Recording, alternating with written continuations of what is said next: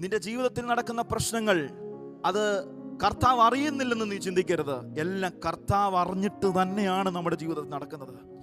Nine എന്ന പട്ടണത്തിൽ യേശു കർത്താവും ശിഷ്യന്മാരും കൂടെ പട്ടണവാതിക്കിലേക്ക് ചെല്ലുമ്പോൾ അത്ര സുഖകരമല്ലാത്ത, അത്ര സന്തോഷം തരുന്ന ഒരു കാര്യമല്ല അവരെ ഫേസ് ചെയ്തു വരുന്നത്. ഒരു വിധവയായ സ്ത്രീക്ക് തനിക്കെല്ലാം പ്രതീക്ഷ ആയിരുന്ന ആ യുവാവ് ഈ ലോകം വിട്ട് തന്നെ കടന്നു പോവുകയാണ്. ഒരു മരണം പട്ടണത്തിന്റെ അകത്തുനിന്ന് പുറത്തോട്ട് വരുമ്പോൾ സാക്ഷാൽ ജീവനായിരിക്കുന്ന യേശു കർത്താവ് പട്ടണത്തിന്റെ പുറത്തു നിന്ന് വാതിക്കിലേക്ക് വരുന്നു. ഇന്ന് രാത്രികാലം പരിശുദ്ധാത്മാവിന്റെ നിയന്ത്രണത്തിൽ ഞാൻ ഒരു ആത്മാവിൽ ഒരു കാര്യം പറയട്ടെ.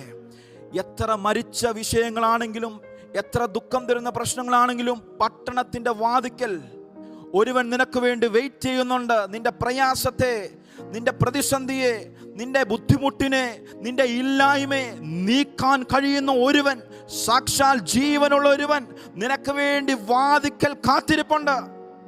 ഇന്ന് രാത്രികാലം ഈ വേർഡിനെ എത്ര പേര് സ്വീകരിക്കാൻ തയ്യാറാണ്? വചനം ഇപ്രകാരം പറയുന്നു, ഞാൻ വാതിക്കൽ നിന്ന് മുട്ടുന്നു. ആരെങ്കിലും എൻ്റെ ശബ്ദം കേട്ട് വാതിൽ തുറന്നാൽ ഞാൻ അവരോടുകൂടെയും അവർ എൻ്റെ കൂടെയും അത്താഴം കഴിക്കും.